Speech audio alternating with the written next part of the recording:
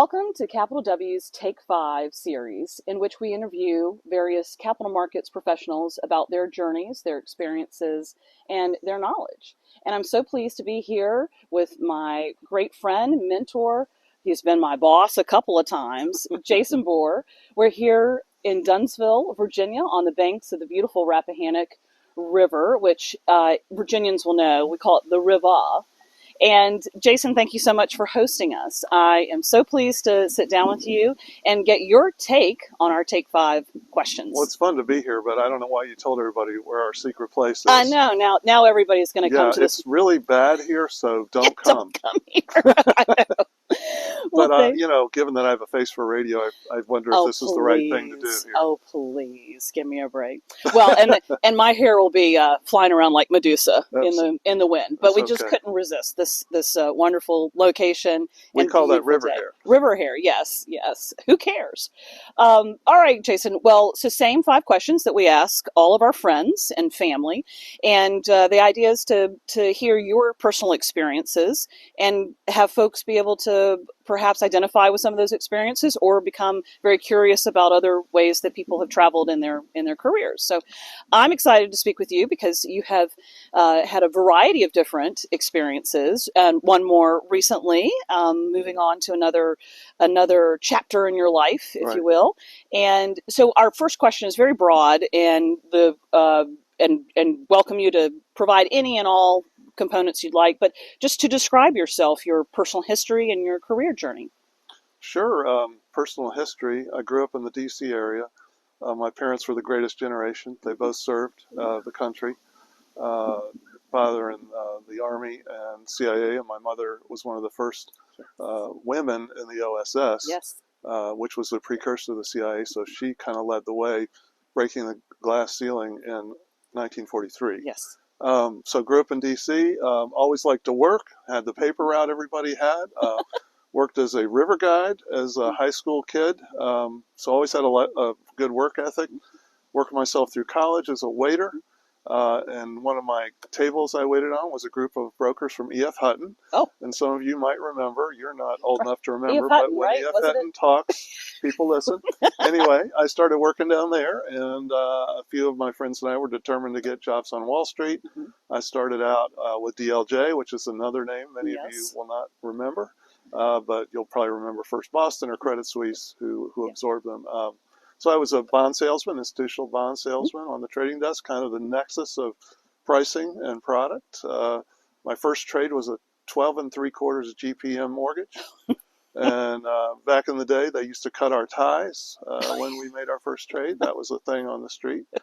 And I came over to the buy side of the business and rose up through secondary marketing and general management roles. I was president of a mortgage insurance company. I was president of a consulting company, which was probably the most fun I had for 8 years. Just finished up a tour with a national lender, and now I'm doing consulting. Excellent. So consulting was something that you just mentioned that was so fun and rewarding. Yeah. And I was a consultant with you, and I saw the fun too, especially having been in capital markets and never saw myself as an external consultant. And one thing I do want to share is that it was a RIF, a reduction in force, and I called you and said, "What do I do?" And you said, "Well, you come consult." And my reaction was, "I'm no consultant." And you said, "Amy, you talk to people within your company all the time, different areas. You provide advice, right?" I said, "Yes." And you said, "You're an internal consultant, so let's just go do it externally." Right. And that was something I never saw myself. I never at all considered that I was a consultant, could be externally. So thank you for that, and it was fun. Yeah. It was absolutely rewarding. Well, Amy, we worked together twice. It was my privilege. I won't tell the story about how you screamed when we drove over the hill in the first interview. Well, maybe I gave it away a little bit there. Yeah. But I want to thank Pat Cutler, one of our dear friends, for hooking us up eventually back in the day. Yes. So it's been a fun ride, and you did a great job building a capital markets practice at our consulting firm, Newbold Advisors. Well, thank you. Well, and one other tidbit, and so I hope that this will resonate with some folks, but Pat Cutler, my first boss, actually spoke with you when I was negotiating to come up and said, "Look, man, she's going to do great with you. I need to let her go. Yeah, And I mean, that made all the difference in my life. absolutely. Yeah. Well, thank you. Well, great. Okay. So that was the first question. Second question then is, tell us about your current position, responsibilities, organizational and industry interactions. And you just mentioned that you just started something a little new. Well, yeah, I'm. You'll see me on LinkedIn as an independent consultant, fancy title. Yeah. But I do have a first client. I just spent the last month marrying off my son, so Yes. we've been having fun with that, and I'm still basking in that glow. He and his lovely wife Sarah, Wonderful. probably the most fun, excuse me, I ever had. Sorry to get emotional there, Well, but it was great. yes. And I have a client who is actually women minority-owned business, who I've been coaching, mentoring, consulting with, working on some financial aspects, some strategic aspects, sales, marketing, basically whatever needs to get done. Yes. So that's been a lot of fun. Yes. And I continue to do that, and we'll just see where that goes. Great, great. Are there any particular areas of consulting that you'd like to focus on? You mentioned mentoring and coaching, but you've done so many different things, from financial analysis to strategy to sales in your career. Is there any particular thing that you just love that you'd like to be able to pursue? Well, I think the first thing is you got to get the finances right. If you don't know the scorecard, if you don't have the right numbers, you can't do anything else. So first thing is you got to get the scorecard right. You got to understand your cash flow, and then you get on to growing the business. Yes. So finance, and then strategy, and then tactics. Marketing has obviously become critical. Digital marketing is big now. So, getting yourself out there in the right way is important. Yes. And I think, growing a business is just simply putting building blocks in place. And Right. the first one at the ground floor, as I mentioned, is the finances have to be bulletproof, and then you add blocks, and you build a business. We saw Newbold go from less than 10 million to almost 100 million in revenues over 8 years. Yeah. As I mentioned earlier, that was the most fun I think I've ever had. Yes. Growing that business, with partners and great allies like you. Excellent. Well, great. We can't wait to see what happens. One other thing I should say about consulting is they hire you so you'll tell them the truth. Yes. Corporate America today, so many people are afraid to tell the truth because of whatever the consequences might be. But we called it "Tell them your baby's ugly." Yes. Or in a book called "Getting Naked," Patrick Lencioni calls it "Telling them the kind truth." Yes. It's about having the confidence, yet also the humility to tell people the truth. And if you don't know how to help them, you say, "I don't know, but I'll go find out, and I'll come back to you with an answer." I read that book. You gave me that book, and I would highly recommend it to anyone, called Getting Naked. So don't be turned off by the title at all. But really, it is about shedding any ego and being the trusted advisor to those who hire you. They're asking for your opinion. And I'd say in my consulting career, I found a lot of folks, clients of ours, who maybe the folks on the inside had the idea already. Yeah. But the validation coming from the outside of, yes, you need to shake things up. You need to do something different. You need to understand what's going on out there with your competitors, not necessarily mimic them, but understand why they're doing those things. And then having, of course, I call it intentional fortitude, but the guts to move forward. And I think our clients, when we would get naked and be very honest with them and humble, though not in egotistical way of consulting, a very humble way where you recognize the opportunities, we won't call them faults, but the opportunities for improvement, and you're very clear about the challenges, then you become a trusted advisor to your clients. And I think all of that benefit inures later on as well throughout your career. You have developed relationships and friendships with people. Certainly we, at the secondary recently, I got to see a lot of former clients, and it was, big hugs and fun. Now, I think I probably have some clients that didn't like how, honest I was, perhaps. Well, and that happens. But I do think it's very foundational to anything in business, the getting naked part, the humility, the honesty. It is. Once people get over the title of the book, they get it. And, you just got to have a little fun with that. Yeah, absolutely. So, and I think your point is well taken. The way we would, and I consult today, is, Amy, what are you trying to accomplish? Right. and we start a conversation. That's right. And it just goes from there, and you start helping people out. And if you're helping them out, they hire. And if you're not, That's you right. made a new friend. That's So right. it's pretty easy. Yep. Great. Okay. Next question. What do you deem the most pressing issues for the mortgage industry, and how do those issues affect capital markets? Well, there's two issues. Sort of from the policy perspective. Of course, we got affordable housing. Yeah. What's going to happen in the economy? Inventory problems, all the things that I think anyone you talk to is going to repeat. And having come from a lender, 60 days ago, we're all lenders, we're dealing with excess capacity, price margin pressure, too many folks in the industry. My advice is, tell your loan officers there's no magic in price. It doesn't take any brains to lower price. It takes brains to keep your price solid and create value for your client. And those are the people that are going to win, not the people that cut price. Right. Because they're just renting market share. So that's the direct, effect on the capital markets. Is pricing is really at the forefront right now. Yeah. And we see people cutting price every day, and it's really not doing them any good. Right. So all you capital markets friends out there, you're in the hot seat. I get it. But that base price and that servicing value is only worth so much. There's no magic that you can create more value. That's right. And I think the continued numbers that the MBA and others are putting out there of loss per loan. Yeah. So that obviously anybody who knows anything about math, you can't have constant losses and still stay in business. And I worry about our industry, but I also look back. I attended the ICE monthly monitor webinar yesterday, and I was so I love what Andy and Gunnar do there.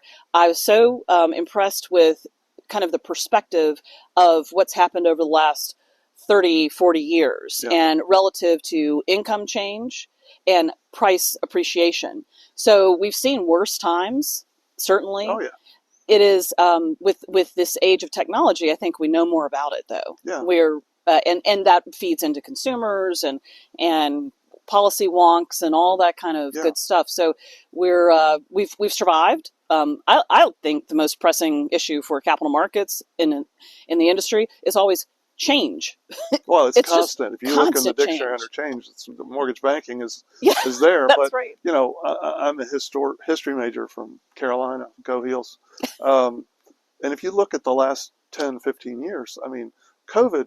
Who would have guessed we do the $4 trillion we did from home? From home, right? You never thought we'd do that, but we, $2 trillion used to be a pretty darn good year, and we had lots of years, relatively in that neighborhood. Right. So this year is, I don't know, where's the MBA? 1.8 somewhere. They were saying it was going to be up 18%. Last I saw, it was going to be up 10%, but that's still a healthy mortgage market. Yeah, yeah. And think about, we don't have inventory, we don't have refis. Right. So there's still a lot of work to be done to get people in homes, and it's a really important business to be in. Well, and it's just another change in industry, if you will. So whether the Model T, what it did, technology has changed us. COVID changed us through technology as well, and so it's another settling, and so people are probably starting to get used to higher rates. Those of us that really were able to take advantage of the lower rates will always feel like a higher rate is a terrible thing, only because we got to experience the really great, good thing. But life continues on, years go by, and consumers will change their habits as well. And we've seen, you mentioned technology, we've seen amazing technology changes in our industry. When I started in '84 on the trading desk, every loan prepaid in 12 years. Oh, yes. Did you know that? You just looked in the gold book and saw what the yield was because they're prepaid in 12 years. And then we started to model prepayments, and now it's Star Wars. Right. Trying to model MSRs and hedge them. So it's fascinating to watch how far it's come along, the industry's come along. Well, and with that technology allows capital markets folks to drill down further and further into price. And you were talking about MSR modeling. The perhaps the other change that's coming is real-time MSR pricing from MSR buyers, such that the MSR buyers are no longer hedging that risk. They're putting it onto the lenders to hedge that risk. So no more grids, just real time, and using APIs to connect immediately. Yeah. So that provides for better pricing. Now it's a question of who takes on that hedge risk. Right. Where is it most appropriate and applicable? So I find that to be well. It is fun. interesting. Hedging a pipeline used to be fairly exotic, and now Yeah. you know, some of our friends out there have made it so easy. Yes. But MSR still got a little hair on it. I think so. I think It's so. not. It's more of an art and a science. Right, and it's a longer term asset too. Yeah. So you've got greater, over that timeline, greater opportunities Yeah. for volatility. Okay, well, let me move on to the next question then. What advice would you provide to someone who is interested in pursuing a career in mortgage capital markets? Well, I have to say networking is critical, and I want to shout out to Dave Hurt, who gave me a shot in the mortgage business and taught me the value of networking. Yeah. And that was back when we were whipping whole loans around. Right. You know, we had a buyer for every type of loan all over the country, and I have to give a shout out to my mentor, Paul Conway, who introduced me to Dave Hurt. And so it's really all about networking if you want to get in capital markets and getting in. Yes. Because it is, limited number of positions. Yeah. So I heard Curtis's interview earlier, and he mentioned get on the lock desk, which I think is great advice. Right. Because there's no better place to start. And if you think Vicki Cohen said she started on the lock desk, and look where she's gone with her career. So get in wherever you can. It's a fascinating crossroads in mortgage banking. I mean, you are there where everything's happening. You've got product, you've got price. Some capital markets teams have underwriting, so you have lots of opportunities to say yes, find a way to make a deal work rather than say no. Right. So it's a neat place to really add value to a company.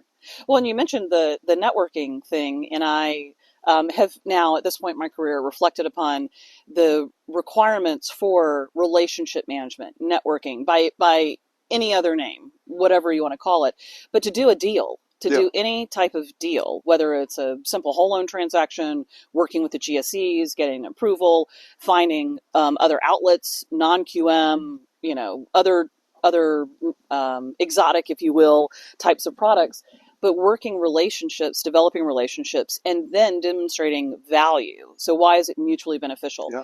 And when we got into consulting, I said, I'm not a salesperson. I've never been a salesperson. And you said, silly, you're a solutions person. Right. That's what it is. And I would encourage everybody to consider yourself always a salesperson because you're providing solutions. Right. Now, obviously, you'd like it to be advantageous for yourself, for your company, and have that benefit. But we're all, no matter what we're doing, we're all salesmen of our own selves, of our companies, and of our value that we provide. Absolutely. And the power of networking is critical. I just wanted to tell a quick story. Coming out of college, I said earlier, a number of us were determined to work on Wall Street. Yeah. We didn't have LinkedIn. We didn't have the internet. We barely had typewriters. Yeah. So I reached out through my alumni network to this fellow in New York named Julian Robertson, and I just knew he went to my high school. So I went to visit him.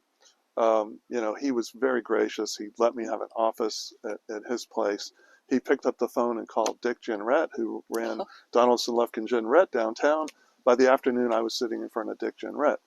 And, years later, my friend Julian Robertson is on the cover of Business Week. He's a billionaire running a hedge fund. Yes. But he was very nice to me.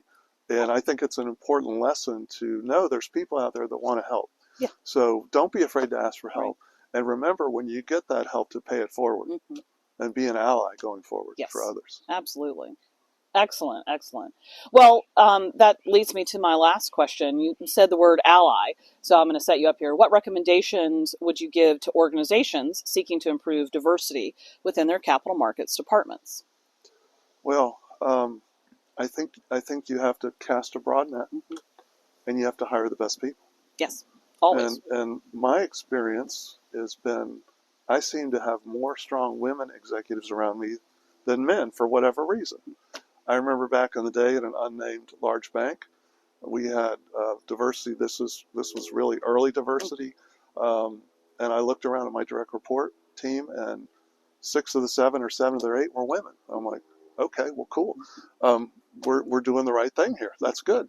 And they were smart. And I sat and made a list of all the women that I've been partners with. And obviously you, one of the first strong women I met was Karen Murphy-Bear at Perpetual. Karen, I know you're still out there doing something. And, all the way to, kind of the end of the career, Linda Naylor, who was my last boss, probably the best boss I ever had. Very strong. And what do they have in common? Get to the point. No nonsense. Let's get stuff done. Let's be real. Let's have a little fun while we do it.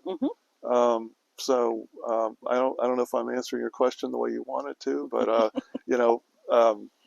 I would hire the best people. Yes. And doggone if they don't turn out to be women many times. Well, and I do, and I think the whole reason why we created Capital W is that we still visually can see. It's easy enough to see the disproportionate presence of men, and it's not a bad thing. We're not out to steal all the guys' seats or anything like that.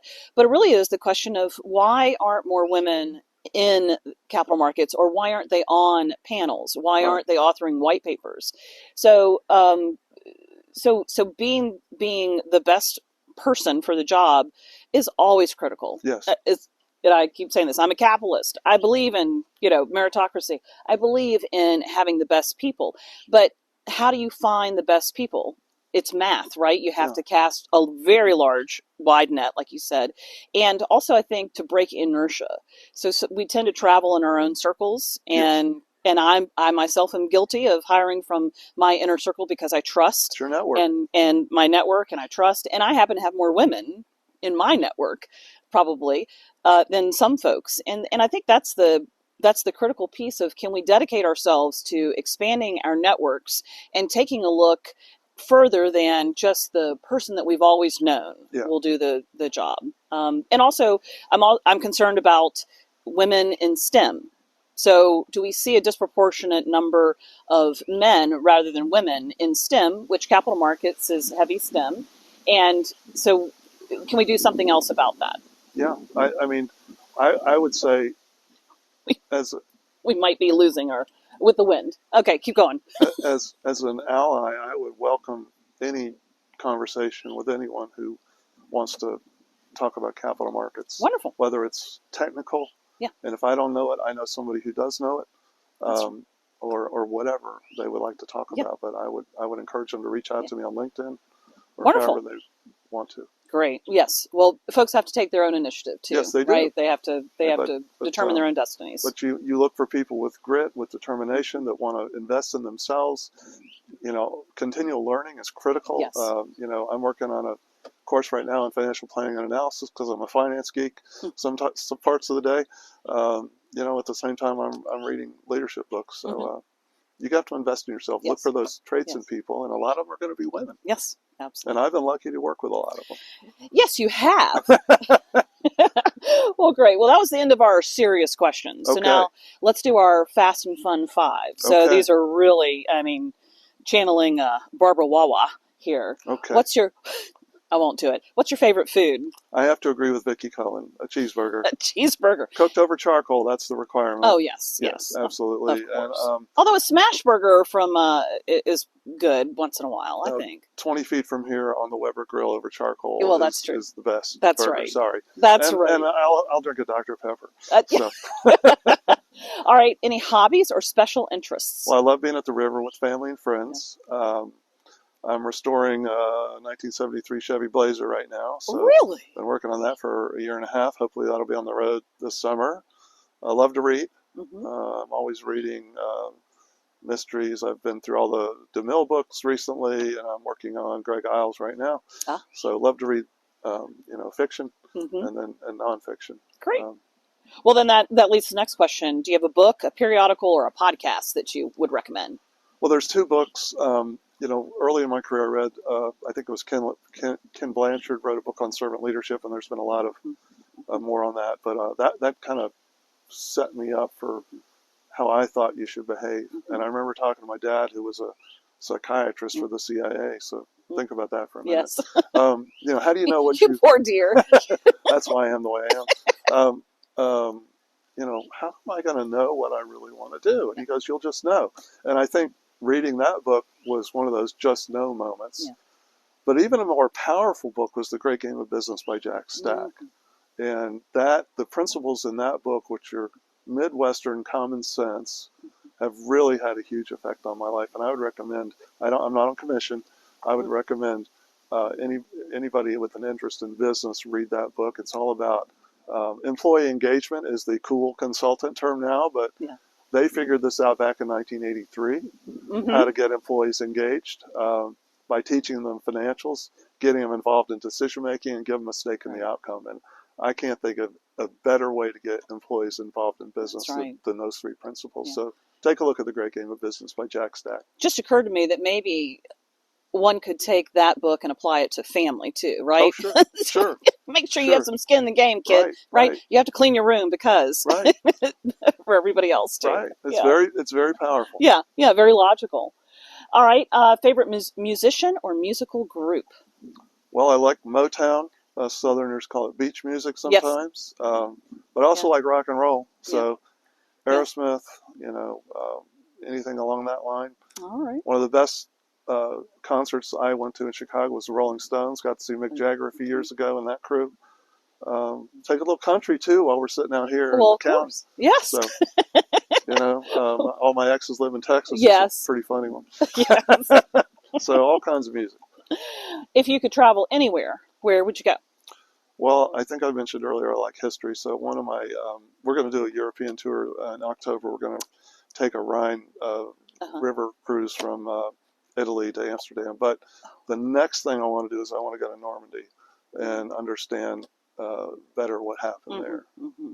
Very profound experience, I'm sure. I mean, I have this thing where I go to Mount Vernon where George Washington lived, and I go down the stairs and the headboard is, my head's hitting it. I'm thinking George Washington probably put his hand right here on this piece of wood. Yeah, right. So I love to go to historical places and kind of think about what happened here.